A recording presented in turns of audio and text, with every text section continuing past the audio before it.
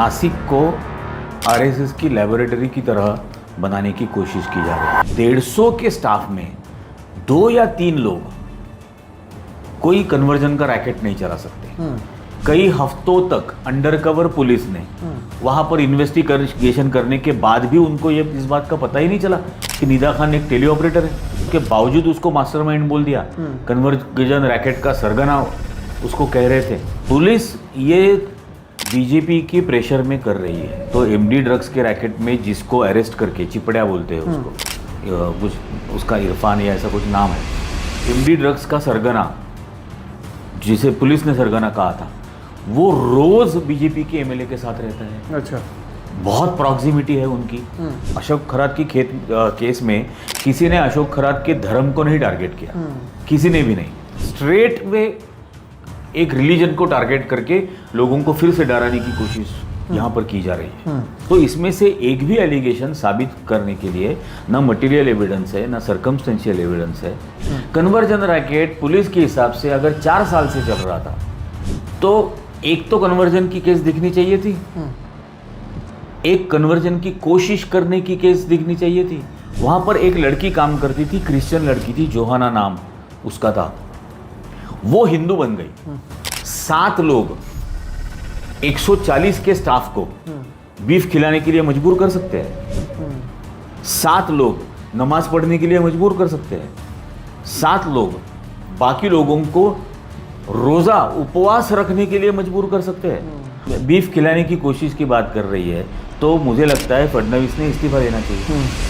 ये जो पूरा रैकेट है ये क्यों किया गया, नासिक बार बार क्यों आता है? तो अशोक खरात के कंधे पर बंदूक रखकर जिस पर निशाना साधना था वो साध चुके, और अशोक खरात के एकनाथ शिंदे के साथ भी संबंध थे तो एकनाथ शिंदे को डरा दिया कि इनके अगर वीडियोज आ सकते हैं तो तुम्हारे भी आ सकते हैं। तो ये 7 लोगों के जरिए 17 करोड़ को डराना है।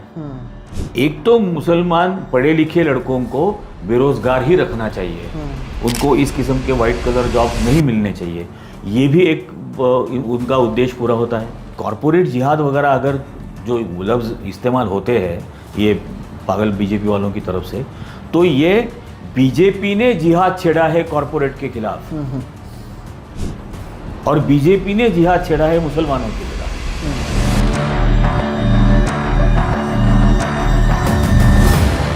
दोस्तों नमस्कार और आप सभी का एक नए एपिसोड में बहुत बहुत स्वागत है। मेरा नाम है सोहित मिश्रा।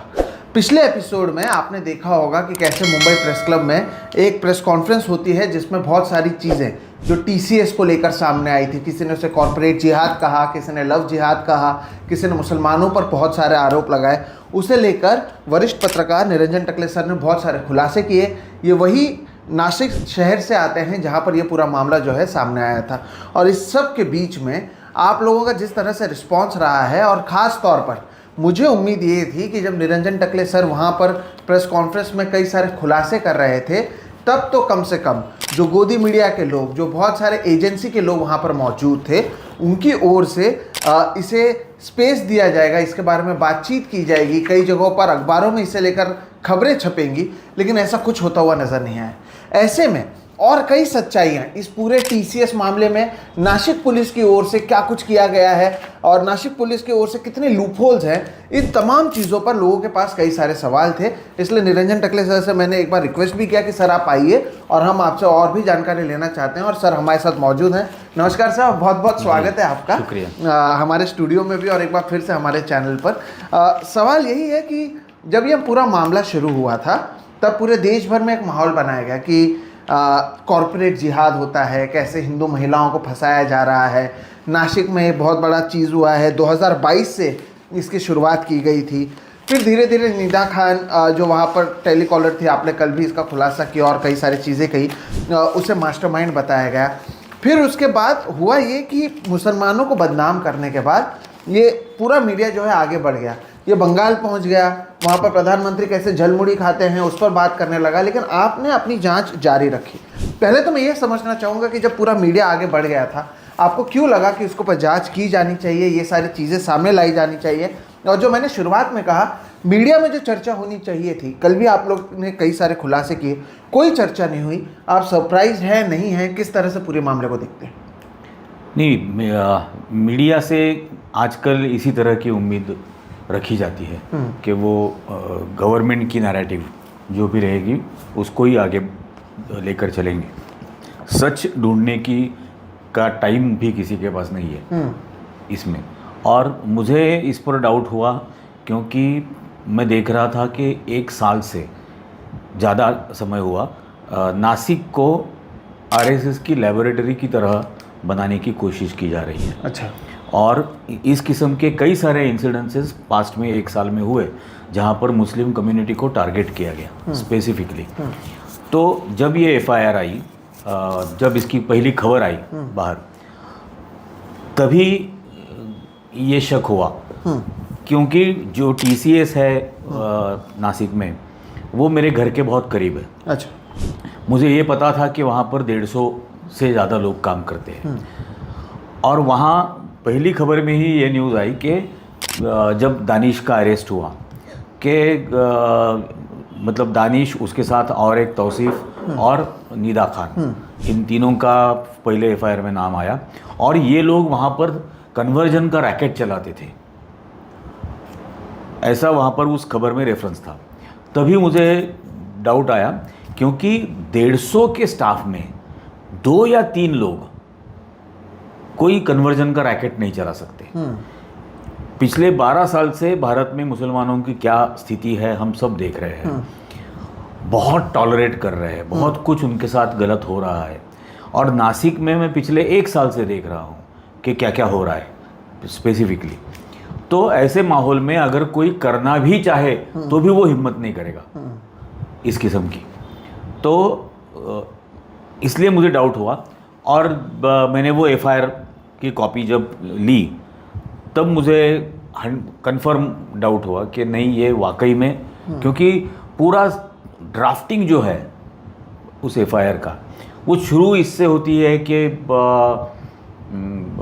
मुझसे शादी करने का प्रॉमिस किया था, लेकिन वो शादीशुदा है, ये मुझसे छुपा कर रखा था। दानिश शेख जो आरोपी है। जी। दानिश शेख ने उस लड़की को वादा किया था कि शादी करेगा, लेकिन छुपा के रखा था कि वो शादीशुदा है, 2 बच्चे हैं वगैरह वगैरह। और देवलाली कैंप में ये एफआईआर हुई थी। तो मेरे कई सारे दोस्त वहाँ भी है, तो मैंने उनको फ़ोन किया। तब उन्होंने मुझे बताया कि पुलिस स्टेशन पर 150-200 लोग वहाँ पर मौजूद थे, नारे दे रहे थे, पुलिस वालों के ऊपर प्रेशर ला रहे थे कि इसका एफआईआर लो। फिर अलग अलग बातें सामने आने लगी। उसने मुझे नाम भी बताया कि कौन प्रमुख वहाँ पर थे दबाव लाने में। उन्होंने ये भी बताया कि वो लड़की के घर पे भी गए थे, वहाँ से लड़की को लेके आए, वहाँ पर भी उन्होंने बहुत हंगामा किया था उनको प्रेशराइज करने के लिए। जो कंप्लेनेंट है उससे भी प्रेशराइज किया। हाँ, कंप्लेनेंट की फैमिली को भी प्रेशराइज किया था और प्रेशराइज करके उनको यहाँ पर लेके आए थे। फिर पुलिस को प्रेशराइज किया था कि एफआईआर लो। और फिर बाद में पता चला कि वो जो प्रमुख हिंदुत्ववादी कार्यकर्ता है उसने इससे पहले जाकर पुलिस में शिकायत की थी कि उसके जानकारी में एक हिंदू लड़की है जो रोज़े रख रही है रमज़ान में, और उसने ऐसी शिकायत की, पुलिस ने वो शिकायत ली थी। तब जाहिर है मेरे मन में आया कि ऐसा हक कौन से कानून देता है किसी को कि आप किसी की ज़ाती ज़िंदगी में जाकर वो किस दिन उपवास रखते हैं या नहीं रखते हैं इस पर नज़र रखे, और वो जब रखते हैं वो अगर मुझे नापसंद आया तो उसकी मैं पुलिस के पास शिकायत भी कर सकता हूँ। ये किसी भी कानून के तहत हो नहीं सकता है। उसके बावजूद पुलिस ने ये किया। दानिश को अरेस्ट करने के बाद जो प्रेस कॉन्फ्रेंसेस पुलिस डिपार्टमेंट की तरफ से हुई, उन्होंने उसमें ये कहा था कि हमारे पास शिकायत आने के बाद हमने तुरंत एफआईआर नहीं किया। हमने उस कंपनी में, टीसीएस में, हाउसकीपिंग के स्टाफ के भेस में वहाँ पर हमारे 7-8 पुलिसकर्मी रखे और वो हफ्तों तक वहाँ जांच करते रहे कि क्या अंदर हो रहा है। और जब उनको यकीन हुआ कि कन्वर्जन का रैकेट यहाँ पर चल रहा है, तब हमने देवलाली कैंप में वो एफआईआर रजिस्टर की दानिश शेख के खिलाफ। और तब उन्होंने बताया कि निदा खान तीसरी आरोपी है दानिश केस में, और निदा खान वहाँ की एचआर हेड है, तो एचआर हेड होने की वजह से वो प्रेशर बनाया जाता था लड़कियों के ऊपर, और वो मास्टरमाइंड है इस पूरे कन्वर्जन रैकेट की। फिर आपको पता है मेन स्ट्रीम मीडिया ने क्या क्या किया। मेन स्ट्रीम मीडिया ने तो उसको मास्टरमाइंड बोला, गाजी बोला, दिल्ली ब्लास्ट के साथ उसके कनेक्शन जोड़ दिए गए, फाइनेंशियल ट्रांजैक्शंस मिले हैं पुलिस को, ऐसी बात आई। 78 सस्पिशियस कॉल रिकॉर्ड्स और ईमेल्स मिले, ऐसी बातें भी आई। हाँ, ये सारी बातें मीडिया की तरफ से की गई। अब मीडिया ने इसकी जांच की थी? कुछ नहीं किया था। मीडिया ने उसको एब्सकॉन्डर बोला, वो फरार है। ये भी ढूंढने की कोशिश नहीं की कि हिना खान कहाँ है। अगर हिना खान का पता, निदा खान का अगर पता लेते थे पुलिस से, पुलिस के पास तो एड्रेस था, टीसीएस के पास एड्रेस था, निदा खान का एड्रेस लेकर उसके घर पर जाते थे तो पता चलता था कि वो प्रेग्नेंट है और वो मुंबई में अपने माँ बाप के साथ रह रही है। बॉम्बे ऑफिस में उसकी ट्रांसफ़र हो चुकी है। उसके बावजूद उसको आप फरार घोषित कर रहे हो। इतनी, मतलब एक पर्सन को टारगेट कर कर विक्टिमाइज करना, इसकी हद हो गई थी उसमें। और फिर टीसीएस ने एक क्लैरिफिकेशन दिया इतने दिनों के बाद, एक हफ्ते के बाद, कि वो एचआर हेड, क्या वो एचआर डिपार्टमेंट में भी नहीं थी, वो एक टेलीकॉलर थी। ये जो सारी बीपीओ कंपनीज है, अब यहाँ पर क्रेडिट कार्ड्स वगैरह का बिजनेस वहाँ पर हैंडल किया जाता है। टीसीएस का मैं देख चुका हूँ, टीसीएस का स्ट्रक्चर कैसा है अंदर। टीसीएस में पहले ये सारे कॉलर्स बैठते हैं, जो टेलीकॉलर्स जितने हैं, उसके बाद 3 कंपार्टमेंटलाइज्ड सेक्शंस हैं। एक कार्ड्स का है, एक पेमेंट्स का है, एक क्वालिटी कंट्रोल का है।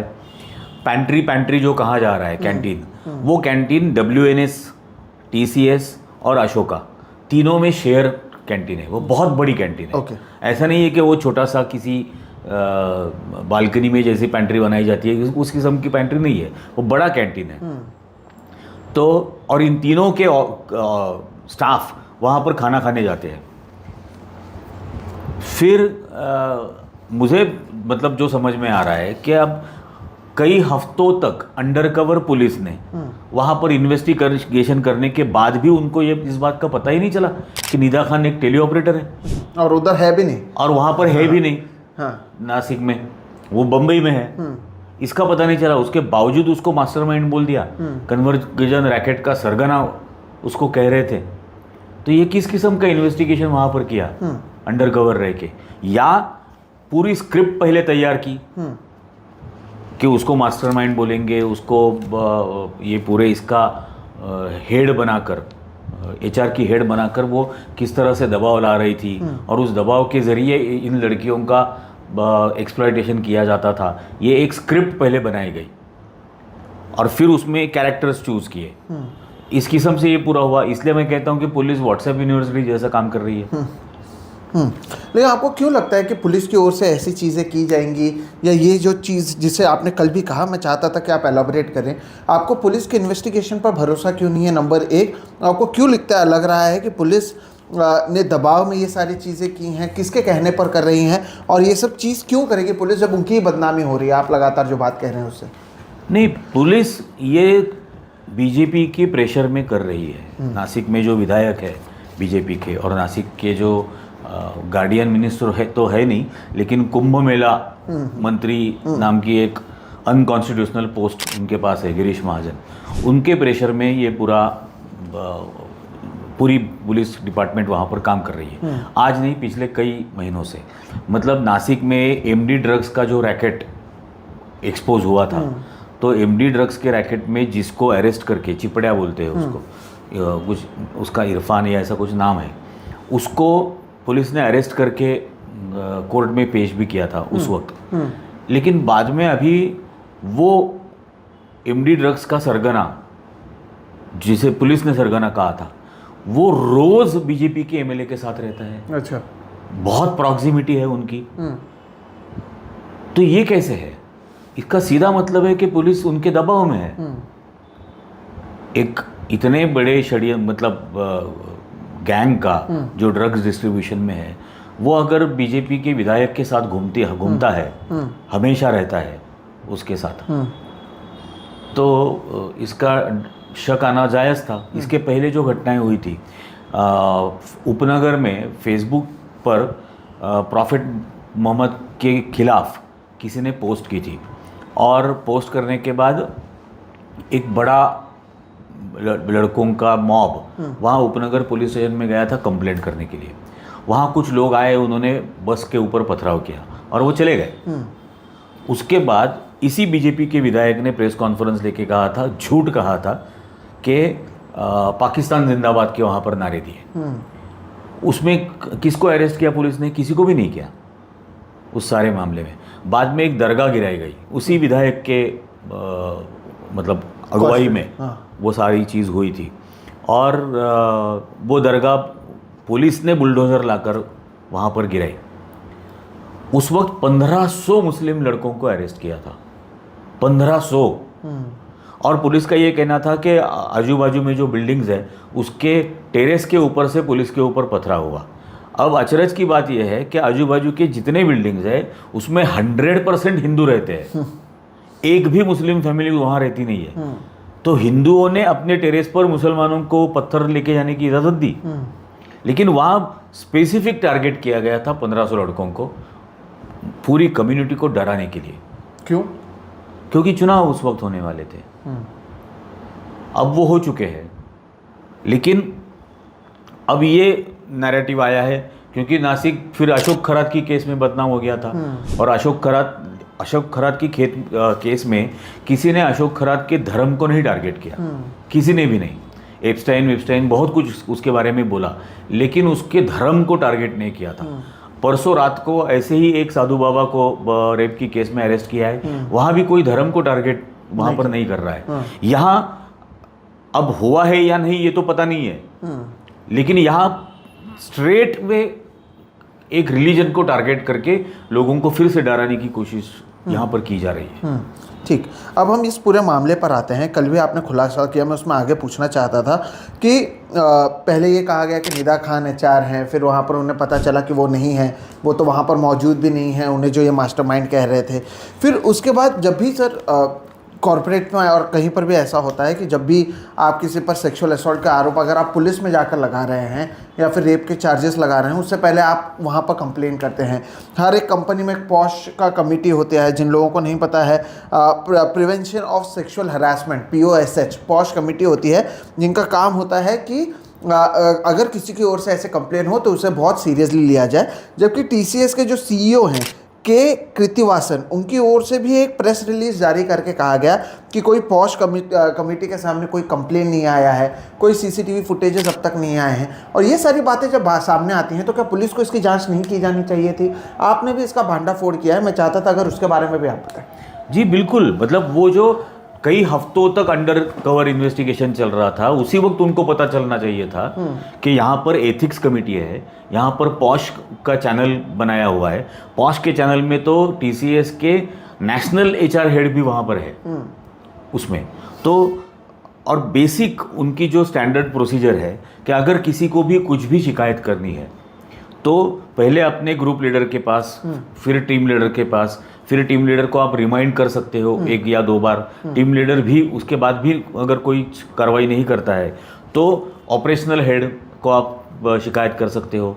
ऑपरेशनल हेड ने नहीं शिकायत को एंटरटेन अगर किया तो आप HR हेड के पास जा सकते हो। उसके बावजूद आप एथिक्स कमेटी में जा सकते हो और पॉश कमेटी में भी जा सकते हो। और मतलब एक पर्सन ने कम से कम 8-10 ईमेल के ट्रैक मिलना चाहिए था। यहाँ 10 लड़कियों के 80 मिलने चाहिए थे, एक भी नहीं है। और 4 सालों में एक बार भी किसी ने शिकायत नहीं की। ठीक है, ऑफिस में उन्होंने शिकायत नहीं की, घर वालों को तो बोला होगा, घर वाले भी 4 साल चुप रहे। इनके छोटी छोटी बात पर हंगामे कर देते हैं घर के लोग। अस्पताल में डॉक्टर को पीटते हैं, अस्पताल की वहाँ पर तोड़फोड़ कर डालते हैं, यहाँ पर भी जाते थे। तो ये मतलब कौन यकीन कर सकता है कि इसके बारे में कोई शिकायत ही नहीं हुई और अचानक अभी 10-15 शिकायतें आ गई। दूसरी बात, 26 को जो दानिश के खिलाफ शिकायत की और जिसमें मैंने कहा कि उस FIR में पहला सेंटेंस जो लिखा है कि शादीशुदा है, ये उससे छुपा के रखा था। अब दानिश की वाइफ और वो कंप्लेनेंट 4 साल से व्हाट्सएप पर एक दूसरे के साथ दोस्ती में कॉन्वर्सेशन कर रहे थे। उसका पूरा कॉन्वर्सेशन अभी मिला हुआ है व्हाट्सएप। मतलब वो जानते थे एक दूसरे वो को? जानते थे, ओके। एक दूसरे से बातें किया करते थे। उन बातों में कहीं भी ना उनकी शादी का जिक्र है ना इनके शादी के प्रॉमिस के बारे में जिक्र है, कुछ भी ऐसा नहीं है। तो ये आफ्टर थॉट है उस शिकायत करने क्योंकि वालों शिकायतकर्ता ने वहां पर कहा है कि उसे पता ही नहीं था कि इसकी शादी हुई है, इसके Exactly. बच्चे हैं। हाँ। और शादी नहीं हुई है, इसके साथ शादी करेगा ऐसा प्रॉमिस देकर उसके साथ संबंध रखे, ऐसा शिकायत करने वाली लड़की का कहना है। अब जब पहला सेंटेंस ही डिमोलिश हो जाता है कि वो शादीशुदा है, ये लड़की को पता था, तो आगे की कंप्लेंट पर कैसे यकीन कर सकते हो आप?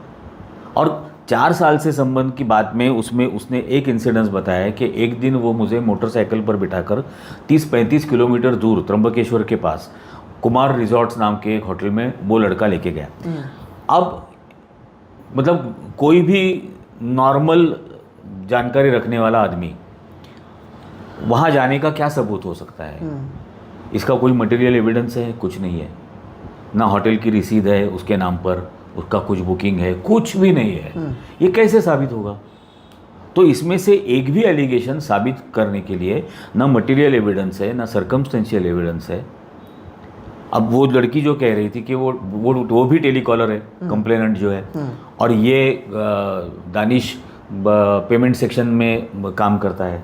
अगर वो वहाँ पर काम करता है तो ये इतना कंपार्टमेंटलाइज्ड है कि पूरे दिन भर इस एक डिपार्टमेंट के आदमी को दूसरे डिपार्टमेंट के आदमी की शक्ल भी नहीं देखनी पड़ती, शक्ल भी नहीं देखनी पड़ती।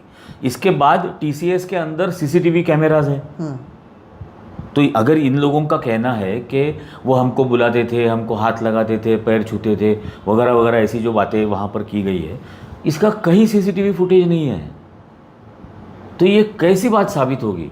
ये साबित नहीं हो सकती। ये शिकायत लिखने वाले को भी पता चलता है। जिस भी पुलिस कांस्टेबल ने ये कंप्लेंट रजिस्टर की होगी, उसको लिखते वक्त पता चलता है कि ये साबित नहीं हो सकता, इसका कोई सबूत नहीं मिल सकता है। तब उसमें धर्म का एंगल लाया और फिर पूरा वो कन्वर्जन रैकेट वगैरह ये सारी बातें की। कन्वर्जन रैकेट पुलिस के हिसाब से अगर 4 साल से चल रहा था तो एक तो कन्वर्जन की केस दिखनी चाहिए थी, एक कन्वर्जन की कोशिश करने की केस दिखनी चाहिए थी। कुछ भी नहीं है वहां पर, कुछ भी नहीं है, एक भी कन्वर्जन हुआ नहीं है। वहां पर एक लड़की काम करती थी, क्रिश्चियन लड़की थी, जोहाना नाम उसका था, वो हिंदू बन गई। वो अभी मिताली जगजाप उसका नाम है, वो कन्वर्ट हो गई। तो कन्वर्जन का अगर आरोप है तो कन्वर्जन तो हिंदू का रिलीजन में हुआ है, क्रिश्चियन से हिंदू में हुआ, क्रिश्चियन से हिंदू में हुआ, मुसलमान कोई नहीं, ना मुसलमान का हिंदू हुआ है ना हिंदू का मुसलमान हुआ है। तो ये भी आरोप बेबुनियाद है। और देखिए ऐसे आरोपों में जब आप सेक्सुअल एक्सप्लॉयटेशन का करते हो, इसके बाद टीसीएस के जो प्रोफाइल्स है इन एम्प्लॉयज़ के, उन प्रोफाइल्स के फोटोग्राफ बाहर आए, वायरल किए गए, वायरल किए गए। ये किसने दिए उनको? अब टीसीएस के एम्प्लॉयज़ के प्रोफाइल फोटोग्राफ जब आप बाहर देते हो, इसका मतलब टीसीएस में से किसी ने दिया, क्योंकि उनकी सिस्टम आप बाहर वाला कोई एक्सेस नहीं कर सकता है। इसलिए मैं कह रहा हूँ कि इन एफआईआर्स में और एक कुछ लोगों के नाम है, उसमें नितिन कपूर है, ये मिताली जगजाप है, शरद सरोदे है। तो इन लोगों के जो नाम है, इनमें से किसी ने वो फोटोग्राफ दिए होंगे 100%, दूसरा कोई दे ही नहीं सकता है। तो इनकी जांच क्यों नहीं हो रही है? जिस दिन इन लोगों को अरेस्ट किया जा रहा था 2 और 3 तारीख को, तब ये नितिन कपूर हार्ट अटैक आया कहकर अस्पताल में एडमिट हो गया था। अच्छा, ये जो आप नाम ले रहे हैं, मैंने लिखा भी था क्योंकि आपने इसके ऊपर वीडियो किया है। नितिन कपूर, शरद सरोदे, स्वप्निल चतुर्वेदी, मिताली जगजाप और जयेश, ये नाम आपने बोला था जी। कौन है ये लोग? अगर इसके बारे में भी हम बताएं, इनका एफआईआर में क्या नाम आया था, और फिर हम हार्ट अटैक के बात पर आए ताकि लोगों को एक कॉन्टेक्स्ट भी समझ में आए। जी, ये उसी कंपनी में काम करते हैं। उनका जो स्ट्रक्चर मैंने पता किया वो ये है कि कार्ड सेक्शन का इंचार्ज एक रज़ा नाम का था जो अरेस्ट हुआ है। उसका मतलब टीम लीडर था रज़ा मेमन। दूसरा टीम लीडर वो शरद सरोदे था, वो पेमेंट्स के सेक्शन में था। इनके ऊपर नितिन कपूर था और पूरे ऑपरेशंस की इंचार्ज वो HR हेड जो है चिनानी, अश्विनी चिनानी, तो वो ऑपरेशंस और HR की वहाँ पर हेड थी। तो ये उनका स्ट्रक्चर था। इसके अलावा क्वालिटी में एक क्वालिटी कंट्रोल की एक टीम थी यहाँ जहाँ पर शायद शाहरुख नाम का है वो वहाँ पर था, शाहरुख कुरैशी। और ये टेलीकॉलर्स की एक टीम, ऐसे अलग अलग 3+ टेलीकॉलर, ऐसे 4 टीम और उसका टोटल इंचार्ज अश्विनी, ऑपरेशंस और HR हेड। अब ये FIR जिन लोगों के खिलाफ है, चाहे वो रज़ा मेमन है, शाहरुख है, बाकी जो तौसीफ है, तो ये सारे परफॉर्मेंस अवार्ड विनर है ये सब। हाँ, अच्छा। रज़ा को 11 अवार्ड है, हर साल उसको परफॉर्मेंस अवार्ड मिला है, हर साल। तो इसका क्लियर मतलब क्या है कि वो कंप्लीटली परफॉर्मेंस ओरिएंटेड है। अगर इस किस्म की फालतू चीजें वो करता बैठता था तो वो परफॉर्मेंस अवार्ड उसको मिलता नहीं था। TCS जैसी प्रोफेशनल कंपनी है जिसका मार्केट कैपिटलाइजेशन लाखों करोड़ का है, लाखों करोड़ का, वो अपने एम्प्लॉयज का अगर परफॉर्मेंस होगा तो ही अवार्ड देंगे, परफॉर्मेंस नहीं होगा तो निकाल देंगे नौकरी से। यहां इतने सालों से वो वहां पर जॉब पे है, सब शाहरुख को अवार्ड मिले हैं, रज़ा मेमन को अवार्ड मिले हैं, तौसीफ को अवार्ड मिले हैं, इन सबको सब ये सारे अवार्ड विनर्स हैं। तो इनके ऊपर आप इस किस्म के एलिगेशन वहां पर ला रहे हो। अब मैंने जो पता किया, क्योंकि वो 150 लोगों का स्टाफ है, ये 7-8 लोगों को अरेस्ट हुआ है और 7-8 ही मुस्लिम थे वहां पर। अभी एक लड़की मुस्लिम है जो अभी वहां पर काम कर रही है, तो बाकी 140 जो है वो तो सारे नॉन मुस्लिम हैं, वो तो बाहर आते जाते हैं, बात करते हैं। उनसे मुझे जो पता चला कि ये नितिन कपूर एक्चुअली हमेशा लड़कियों को लेकर बैठता था। अच्छा। कभी भी आप देखो वो कभी मेल स्टाफ के साथ दिखेगा नहीं था, दिखता नहीं था, वो हमेशा फीमेल एम्प्लॉयज के साथ ही दिखता था। शरद और इनका क्या चल रहा था, उसमें मिताली जगजाप का क्या रोल था, ये सारी बातें वो बाकी एम्प्लॉयज बाहर कर रहे हैं। और इसलिए मैं कहता हूं कि इन लोगों को अरेस्ट कर लिया, अरेस्ट वाले दिन ये हार्ट अटैक का बहाना बनाकर एडमिट हो चुके थे नितिन कपूर। शरद कहीं फ़ोन बंद करके चला गया था, अच्छा, वहाँ से। तो इनका नार्को एनालिसिस टेस्ट होना चाहिए।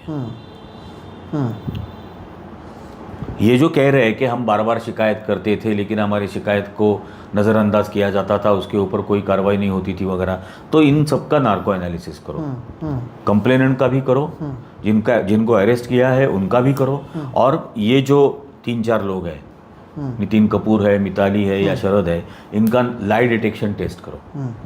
ठीक, अब हम इस पूरे मामले पर आगे बढ़ते हैं। हुआ ये कि कंप्लेन हुआ, कुछ लोग गिरफ्तार हुए, मीडिया ट्रायल शुरू हो गई।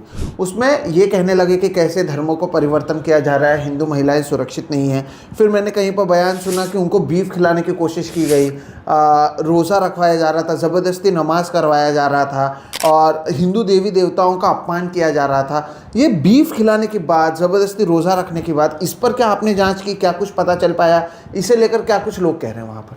नहीं, ऐसा कुछ नहीं हुआ है। अभी बीफ खिलाने की कोशिश की बात कर रही है तो मुझे लगता है फडणवीस ने इस्तीफा देना चाहिए, क्योंकि देवेंद्र फडणवीस ने एज अ चीफ मिनिस्टर और as a home minister Maharashtra में बीफ बैन किया है।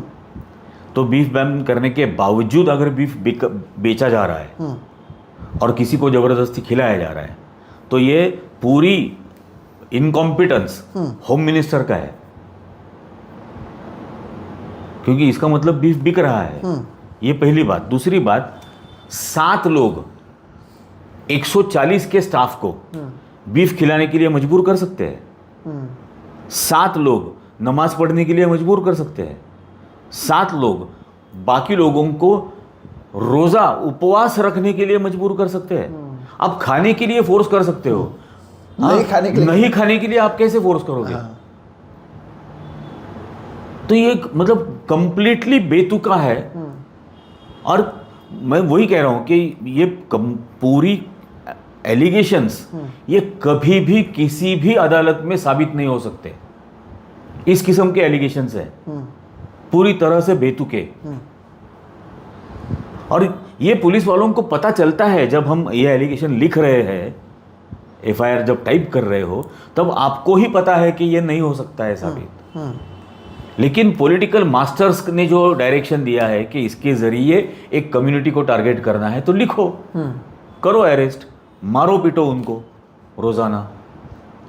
और ऐसे इंसिडेंसेस हुए हैं कि एक उसमें से एक एक्यूज्ड है, उस एक्यूज्ड का चार्जशीट एफआईआर पुलिस ने दिखाई और रिमांड मांगा, तो जज ने वो रिमांड की ये पढ़ी और उसने कहा ये तो बेलेबल ऑफेंस है, ऐसा कह के उसने बाजू में डाल दिया। आधे घंटे में उसके ऊपर नॉन बेलेबल ऑफेंस दर्ज किया गया उस आरोपी पर, आधे घंटे में। और फिर उसको अरेस्ट, एक को बेल हुआ, उसके बाद उसके ऊपर एट्रोसिटी लगाया गया, फिर अरेस्ट। इससे पता चलता है ना कि आप पूरी खोखली चीज है, लेकिन आप एक नैरेटिव आपको बनाना है, लोगों के बीच में एक हेट्रेड, नफरत फैलानी है, और उसके लिए आप बार बार इस तरह से हैरेसमेंट किए जा रहे हो। सर, इस सब में अभी आपने बहुत सारी चीज़ें की, बहुत सारे खुलासे किए, कुल मिलाकर 9 एफआईआर हैं। मैं दर्शकों को 7 आरोपी जिनके नाम हर पेपर पर, हर वेबसाइट पर आए हैं वो भी बता देता हूँ। दानिश शेख, आसिफ अंसारी, तौसीफ अख्तर, शाहरुख कुरैशी, रज़ा मेमन, अश्विनी चैनानी और निदा खान।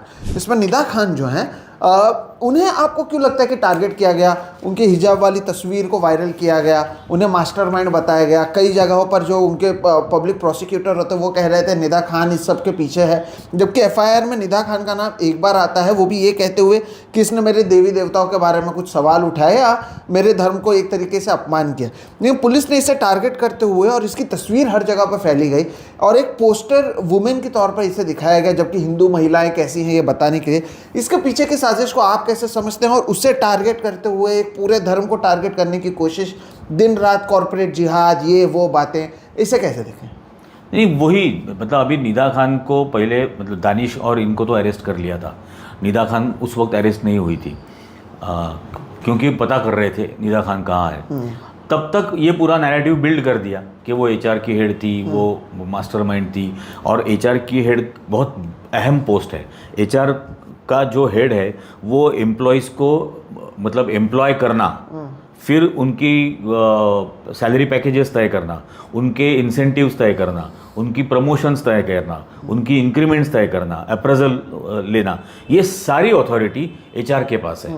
इसलिए उसको एचआर हेड बताया गया कि उसके ज़रिए बाकी एम्प्लॉय लड़कियों के ऊपर दबाव बनाया जाता था और उसके ज़रिए ये रैकेट चल रहा था। ये कंप्लीटली उसका कैरेक्टर असैसिनेशन वहाँ पर किया गया उस लड़की का, उसकी और ये बाकी लड़कों की भी, सबकी ज़िंदगी हमेशा के लिए खतरे में ला के रखी। इतनी गैर जिम्मेदाराना चीज़ पुलिस कर रही है वहाँ पर। और उसके लिए एक मतलब हम जैसे चैनल में हम काम करते थे तो समझो कोई बॉम्ब ब्लास्ट हो गया तो एक स्टोरी हम फेस ऑफ द ट्रेजेडी की करते ही थे। True. तो उस तरह से इसको फेस ऑफ द कॉन्स्पिरसी ये निदा खान को बनाया गया।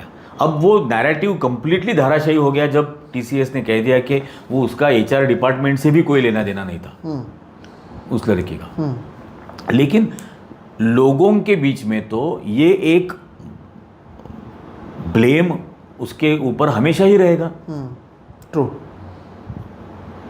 तो और ये ब्लेम लेकर उनको जिंदगी भर रहना है। रिश्तेदारों ने रिश्ते तोड़ दिए होंगे, कई सारे दोस्तों ने दोस्ती तोड़ दी होगी।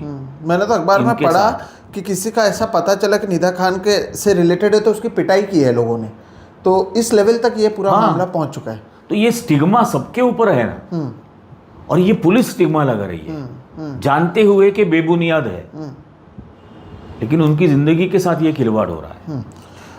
अगर बात करें, आप दस्तावेज भी लेकर आए हैं, इसमें कहा गया 9 पूरे एफआईआर बनाए गए, हमने बहुत सारे छानबीन की, हमने क्या सीक्रेट इन्वेस्टिगेशन किया, और जब पूरी कार्रवाई हुई या पहला एफआईआर हुआ तो पुलिस की तस्वीर आई कि वो अंदर जा रहे हैं, वहाँ पर प्रोटेस्ट, वहाँ पर कार्रवाई कर रहे हैं, एम्प्लॉयज़ से बात कर रहे हैं। पहले एक एफआईआर होती है, फिर पता चलता है बहुत लोग आते हैं, फिर बाहर भारतीय जनता पार्टी के लोग आकर पता नहीं किसके खिलाफ लेकिन मोर्चा शुरू कर देते हैं और एक तरीके से और दबाव बनाने की कोशिश होती है। एक मीडिया ट्रायल की शुरुआत होती है।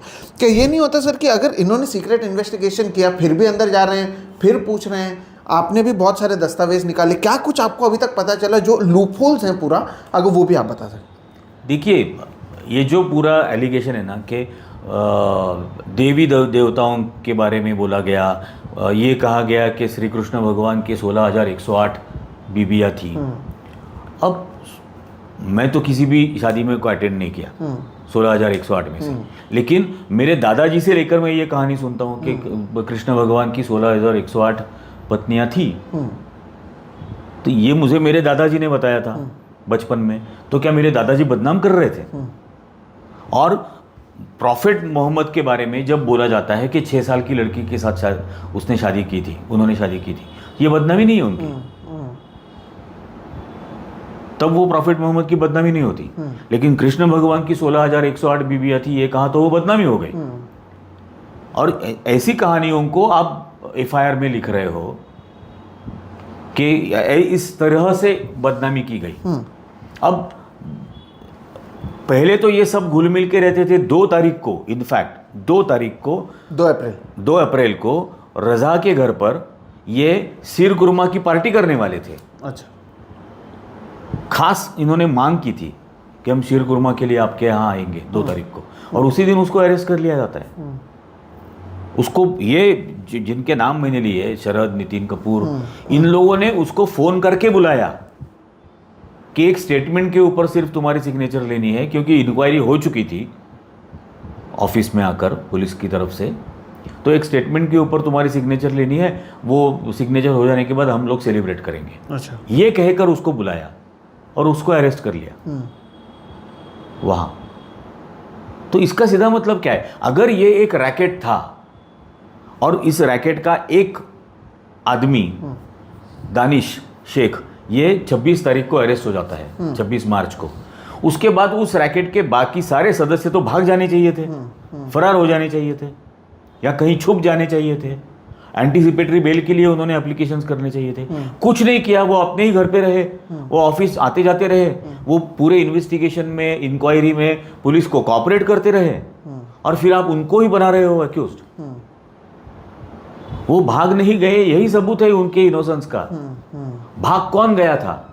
पुलिस ने खुद कहा था कि शरद फोन बंद करके भाग गया है। ये पुलिस वालों का कहना था।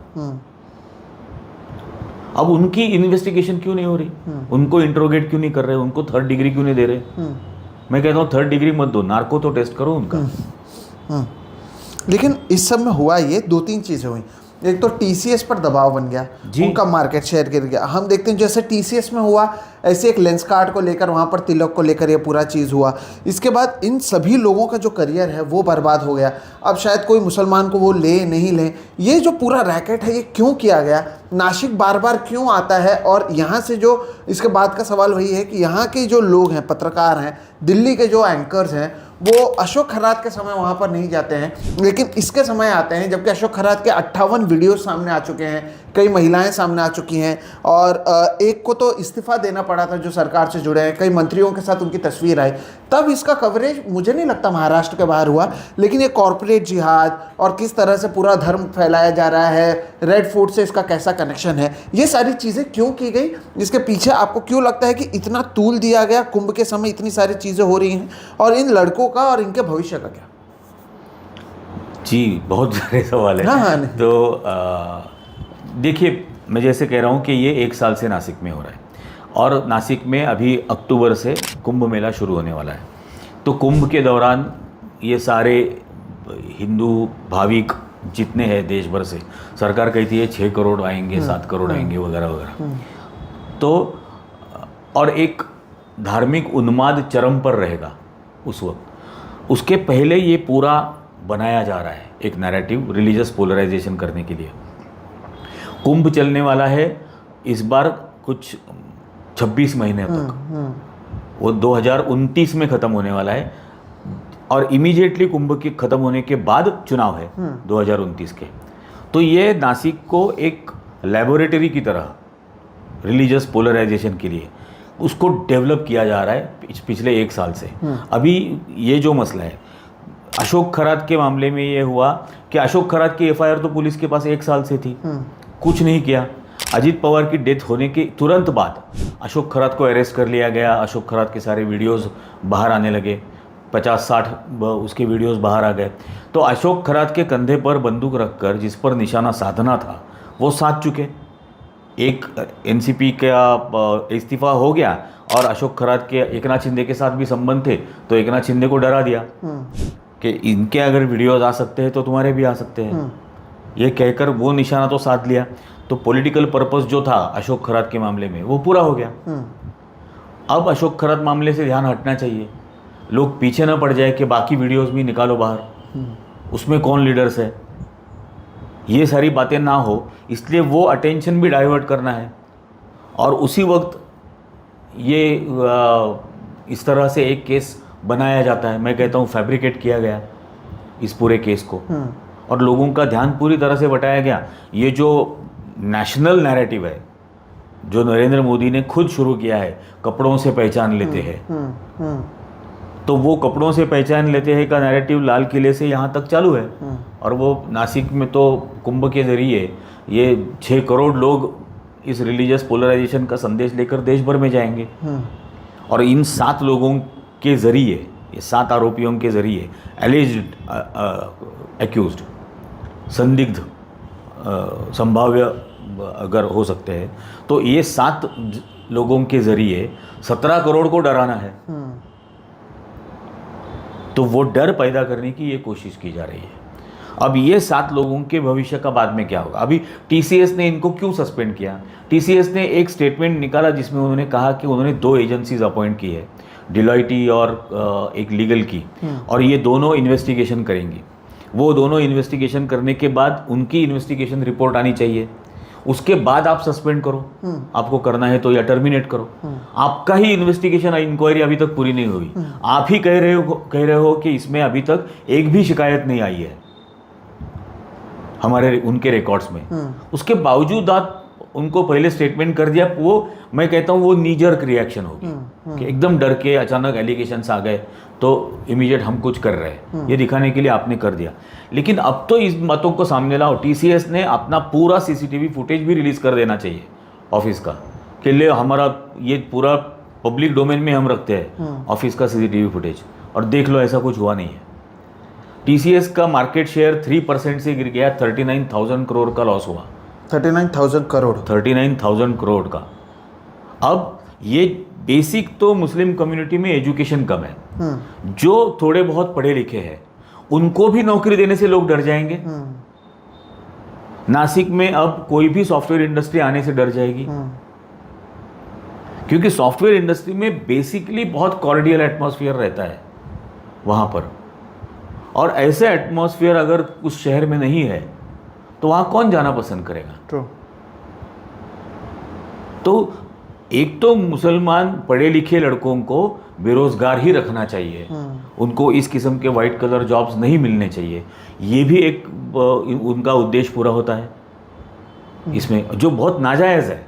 इस किस्म का पर्पस रखना ही नाजायज चीज़ है, एंटी कॉन्स्टिट्यूशनल बात है। लेकिन इसी ऐसे ही तो वो कर रहे हैं। अब ये 7 लड़के सस्पेंड होने के बाद they are the only bread winners, उनकी फैमिलीज में वो अकेले कमाने वाले हैं। अब वो अकेले कमाने वाले की भी नौकरी चली जाएगी, उसको कोई दूसरा नौकरी नहीं देगा, भले वो बाइज्जत बरी हो जाए तो भी नौकरी मिलना बहुत मुश्किल है कि इस किस्म के आपके ऊपर एलिगेशन लगे थे, हम नहीं लेंगे। एम्प्लॉयमेंट देने वाला भी तो डर जाएगा कि कहीं मेरे दरवाजे में हिंदुत्ववादी ना आ जाए। और इसके ज़रिए जैसे आपने कहा कि वो लेंसकार्ट में भी उन्होंने किया, फिर नासिक में टाटा की जो डीलरशिप है स्टर्लिंग मोटर्स, उस स्टर्लिंग मोटर्स के दोनों गेट में 2 बड़ी बड़ी गाड़ियाँ आड़ी पार्क करके बीजेपी के लोग वहाँ से चले गए, ताकि ये त्योहार के दिनों में अक्षय तृतीया वगैरह दिन थे जिस दिन लोग गाड़ियां खरीदते हैं, एक भी डिलीवरी नहीं हो सकी। और वो कहते हैं कि हमको आदेश है कि टाटा के हर जगह के ऑपरेशंस बंद कर दो, इसलिए हमने गाड़ियां रास्ते में लगा कर चले गए। पुलिस 4 बार उस डीलर के पास आई लेकिन उन्होंने गाड़ी नहीं हटाई वहां से, पुलिस वालों ने। अब स्टर्लिंग मोटर का क्या लेना देना था? तो इसके जरिए वो पूरे कॉरपोरेट को भी डरा रहे हैं कि देखो इस तरह से हम आपकी पूरी रेपुटेशन खलास कर सकते हैं, खत्म कर सकते हैं। तो ये अगर कॉरपोरेट जिहाद वगैरह अगर जो लफ्ज़ इस्तेमाल होते हैं ये पागल बीजेपी वालों की तरफ से, तो ये बीजेपी ने जिहाद छेड़ा है कॉरपोरेट के खिलाफ और बीजेपी ने जिहाद छेड़ा है मुसलमानों के खिलाफ।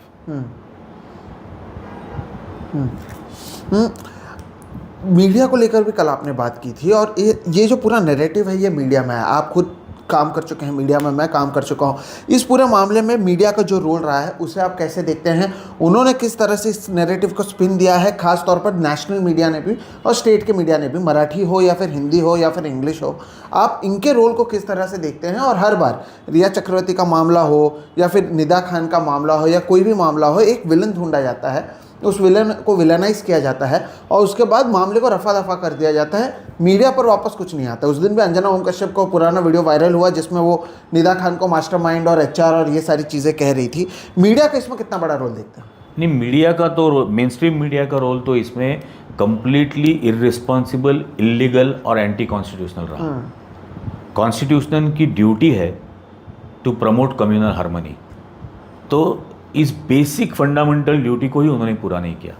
दूसरी बात, उन्होंने मतलब कुछ चैनल्स ने बोगस लोगों को सामने लाकर रखा कि हम उनके एम्प्लॉय के साथ बात कर रहे हैं। अब वो उस कॉन्वर्सेशन को आप अगर सुनेंगे तो वो कह रहे हैं कि हाँ यहाँ पर रैकेट चलती थी और इस रैकेट की फंडिंग बाहर से आती थी। अब जिसको फंडिंग लफ्ज़ वर्ड करना मतलब प्रोनाउंस करना नहीं आता है, बोलना नहीं आता है, या रैकेट बोलना नहीं आता है, वो टीसीएस का एम्प्लॉय होगा।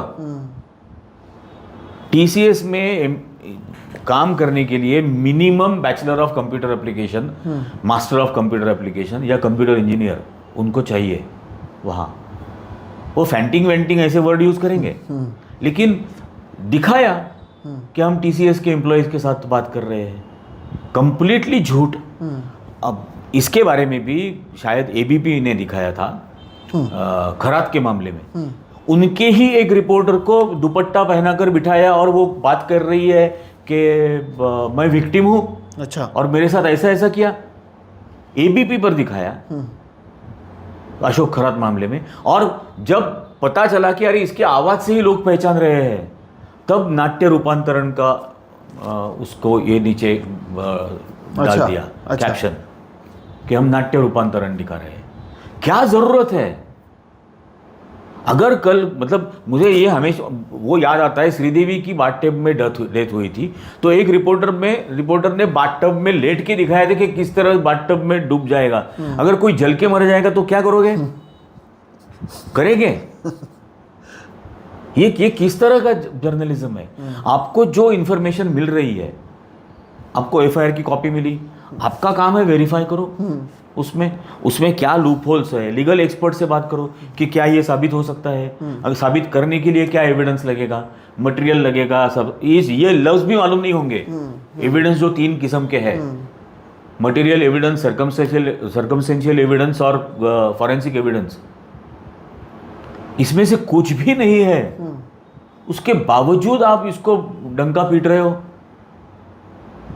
ये कंप्लीटली इररिस्पॉन्सिबल और एंटी कॉन्स्टिट्यूशनल है। उसमें आप किसी को विक्टिम, जैसे निदा खान की किया, कंप्लीट कैरेक्टर असैसिनेशन कर रहे हो।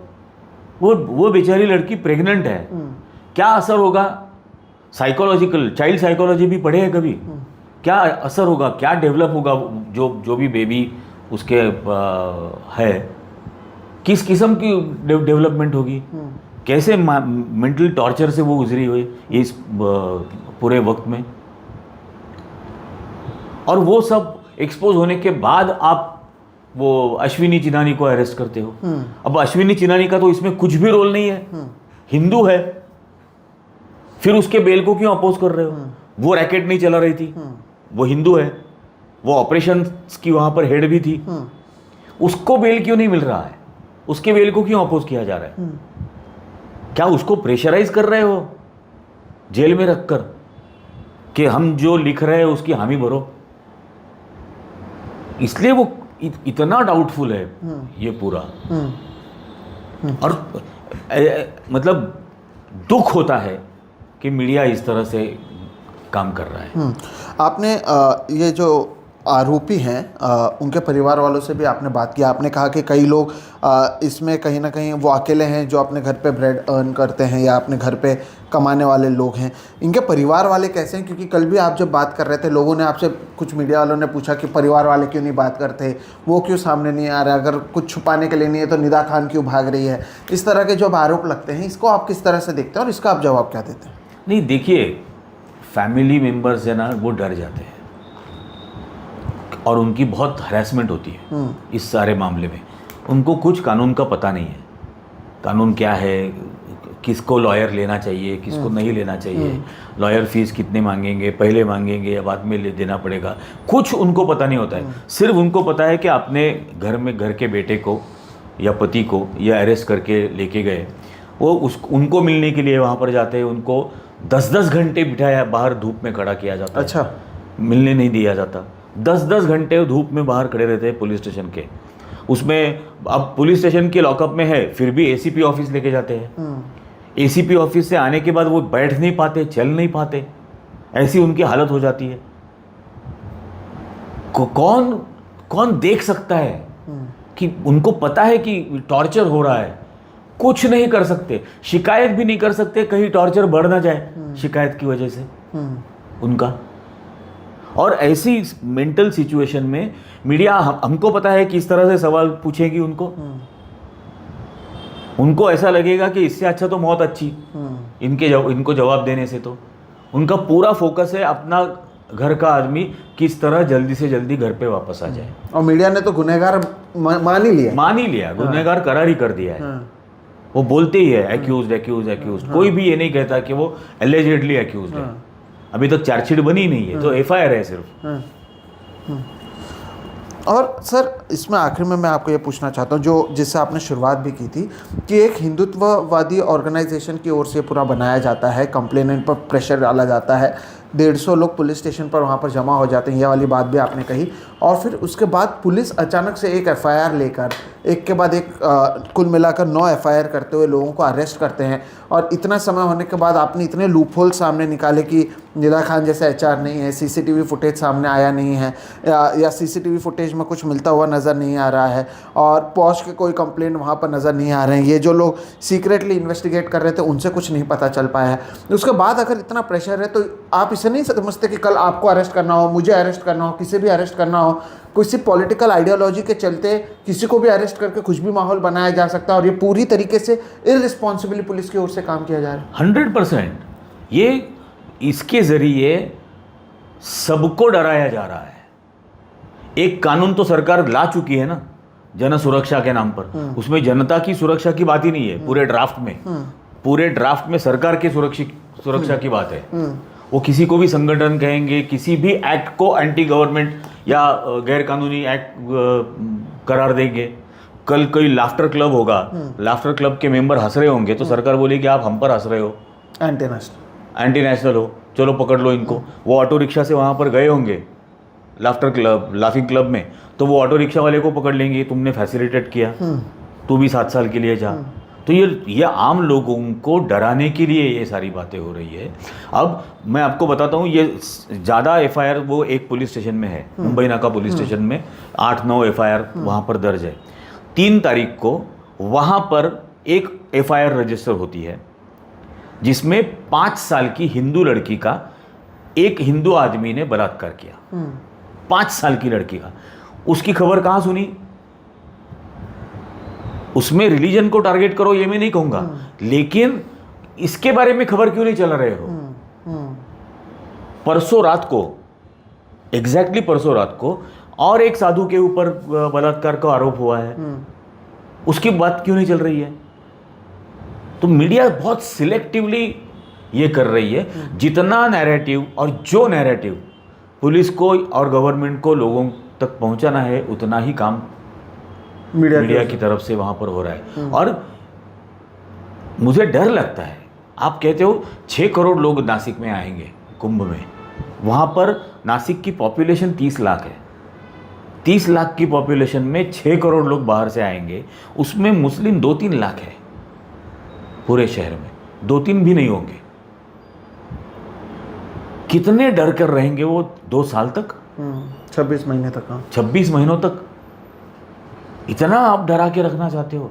क्यों? पूरे नासिक की कम्युनल हार्मनी को ये खत्म कर देना चाहते हैं, और उसके जरिए पूरे महाराष्ट्र में भी कॉर्पोरेट जर जाएगी तो नासिक छोड़ो, बंबई में भी मुसलमानों को नौकरी नहीं देगी। देश भर में तो लेंस कार्ड वाला आने के बाद भी हाँ, कुछ नहीं देंगे, नौकरी नहीं देंगे, उनके रेज्यूम आएंगे तो उसे साइड में रख देंगे। हाँ, मतलब हमारे यहाँ ऐसे कोई स्लम्स है जहाँ से बैंक लोन एप्लीकेशन भी नहीं लेती। अच्छा, वैसे हो जाएगा कि उस एरिया से आने वाला लोन एप्लीकेशन भी स्वीकार नहीं किया जाएगा। नौकरी के लिए सीवी आएगा तो सीवी भी रिजेक्ट कर दिया जाएगा, सिर्फ एड्रेस देखकर कहाँ से आ रहा है। ये नहीं होना चाहिए। और नासिक ऐसा शहर नहीं था। नासिक मिसाल थी कम्युनल हार्मनी की। आप सर इकलौते या बहुत कम ऐसे पत्रकार हैं जो लगातार इस मुद्दे को उठा रहे हैं। आपको लगता है जितने लूप होल्स आपने बाहर लाए, ये मेरा आखिरी सवाल है आपसे, जो पुलिस की जो पूरे इन्वेस्टिगेशन है उसके आपने धज्जियाँ उड़ाई, इतने लूप होल्स को आपने बाहर लाया है, आपको लगता है कि ये जो पूरा मामला जब आगे बढ़ेगा तो ये जो लोग हैं, जो अभी आरोपी हैं, जिन्हें जेल में डाला गया है, जिन्हें विलेनाइज किया गया है, उन्हें न्याय मिलेगा? और इसमें जैसे आपने कल भी बात की थी तो बदलापुर केस का जिक्र किया था आपने कि कैसे वहाँ पर एनकाउंटर किया, बाद में वो पता चला कि पुलिस जो एनकाउंटर बोल रही है वो मर्डर है, और वो कोर्ट में साबित हुआ। इस मामले में आप भविष्य में क्या देखते हैं, क्या होता हुआ नज़र आएगा? ये जो FIRs हैं और जो सबूत और जितने लोगों से आपने बात की है, इसका आप आउटकम क्या देखते हैं? जी देखिए, पहले तो इसमें पुलिस फेल है। हाँ, कोई रिस्पेक्ट नहीं रहा उस इंस्टीट्यूशन के ऊपर। मीडिया के लिए पूरा रिस्पेक्ट ख़त्म हो गया। अब जुडिशियरी की बारी है। अब जुडिशियरी को साबित करना होगा कि हम उनका रिस्पेक्ट करें या ना करें, ये उनको साबित करना होगा। तो अभी उनकी परीक्षा होने वाली है, तो वो होगा। सोसाइटी की, समाज की परीक्षा है कि वो इनके साथ किस तरह से बर्ताव करते हैं। यहाँ हर एक का है, मतलब कॉरपोरेट्स का इम्तिहान है कि वो अनबायस्ड रहते हैं या नहीं रहते हैं, समाज अनबायस्ड रहता है या नहीं रहता है। इनके बच्चे, छोटे छोटे बच्चे स्कूलों में जाते हैं, 8-10 साल के बच्चे हैं, स्कूल में उन बच्चों के साथ कैसे बर्ताव होता है टीचर्स की तरफ से, ये सभी की परीक्षा है। ये बहुत कड़ा इम्तिहान हर एक का है, और हर एक को इसमें अगर पास होना है तो ही इस देश की वैल्यूज़, ह्यूमैनिटी की वैल्यूज़ का कुछ मतलब रह जाएगा। अदरवाइज इसमें कुछ नहीं बचेगा। जी दर्शकों, देखिए आज क्या किया हमने निरंजन सर से कल भी बात की थी और उन्होंने कई बातें कही थी। उससे आगे बढ़कर आज और भी ज़्यादा जानकारियाँ जो है उन्होंने यहाँ पर दी है, जिसमें कि पॉश कमेटी की उन्होंने बात की। वहाँ के जो दूसरे लोग हैं जिनके नाम सामने आए थे, लेकिन कैसे अचानक से उन्हें हार्ट अटैक आ जाता है, कैसे वो अचानक से गायब हो जाते हैं, फ़ोन बंद हो जाता है, या फिर आरोपी जो हैं उन्हें बुलाया जाता है कि मिठाई खाने जाना है और उसे अरेस्ट करवा लिया जाता है, HR को कैसे पकड़ा जाता है, कैसे मीडिया ट्रायल की जाती है, कैसे पुलिस की ओर से माहौल बनाया जाता है। ये वो बातें हैं, ये वो न्यूएंसेस हैं जिसके बारे में, ये वो बारीकी बातें हैं जिसके बारे में बातचीत तो हर जगह पर होनी चाहिए थी, लेकिन इसकी चर्चा कहीं पर भी नहीं है। और इसलिए मुझे लगा कि निरंजन टकले सर जो खुद आते हैं उस नासिक से, जो देख रहे हैं, और जैसे कि उन्होंने शुरुआत में भी बताया आपको कि कैसे 150 लोगों से 1500 लोगों को आपने कहा कि हिरासत में ले लिया गया था, और कैसे पूरा माहौल बनाया जा रहा है। 2029 में लोकसभा चुनाव हैं, कौन हिंदू हृदय सम्राट बनना चाहता है, कौन नेशनल लेवल पर महाराष्ट्र से जाना चाहता है, उसके लिए कैसे एक धर्म को बदनाम किया जा रहा है, कैसे पुलिस का इस्तेमाल किया जा रहा है। इस पर मैं चाहता था कि सर आएँ, इस पूरे मामले का जो कच्चा चिट्ठा है वो आपके सामने रख दें, और आप इसे जज करें। सर बहुत बहुत शुक्रिया, आपने न केवल समय दिया, आप इतने दस्तावेज लेकर आए, 9 के 9 एफआईआर आपने पढ़े हैं, आपने अपने मराठी चैनल पर भी इसके बारे में बातचीत की है, और ये जो पूरा वीडियो है ये भी कोलैबोरेशन में बन रहा है। तो नीचे आपको जो 2 चैनल दिखेंगे उसमें मेरे चैनल के साथ जो सर का चैनल है उसे भी आप सब्सक्राइब कीजिएगा, क्योंकि वहाँ पर भी आपको ढेर सारी जानकारियाँ न केवल इस मामले में, हर मामले में मिलती रहेंगी, और इसलिए मुझे लगा कि सर को यहाँ पर लाया जाना चाहिए। सर बहुत बहुत शुक्रिया आप आए, और एक ऐसे समय में जब प्रोपोगेंडा ही सब कुछ है, चाहे वो फिल्म हो या टीवी हो या फिर यूट्यूब हो या फिर अखबार हो, आपने जिस तरह से इन बातों को रखी है मुझे लगता है कि बहुत महत्वपूर्ण बातें हैं, और इसलिए आपने समय जो दिया ये बहुत कीमती है। मैं उम्मीद करता हूँ दर्शकों की ये समय में जितनी बातें सर ने कही हैं, और उसमें आप इमोशनल ना होते हुए लॉजिकली देखिए कि जो बातें हैं कि इन्वेस्टिगेशन के जिस तरह से धज्जियां सर ने उड़ाई हैं, उससे समझ में आता है कि ये कितना लूज केस है और इसका कितना ज़्यादा प्रभाव न केवल इन 7 परिवारों पर, एक पूरे धर्म पर डालने की कोशिश की जा रही है। इन्हीं शब्दों के साथ आज इस वीडियो को हम अंत करते हैं। बहुत बहुत शुक्रिया सर एक बार फिर से कि आप आए और आपने बातचीत की। दर्शकों, आपको ये वीडियो कैसा लगा? वीडियो पसंद आए तो इसे लाइक करें, ज़्यादा से ज़्यादा लोगों तक साझा करें। अगर आप भी इस चैनल को सब्सक्राइब नहीं किया तो वो भी कर लें। हमारी कोशिश होगी कि ऐसे जब भी मामले हों उसी समय पर, केवल वायरल होने के लिए नहीं, समय लेकर, जैसे कि सर ने समय लेकर इसकी जांच की, जानकारी निकाली, फिर जनता के सामने आए, उसी तरह से अगर ऐसा कुछ भी होता है तो हम सर को तो बार बार बुलाते रहते हैं, ऐसे और भी चीज़ों को हम आगे भी करते रहेंगे। फिलहाल आप हम दोनों को दीजिए इजाज़त। नमस्कार सर। Thank you.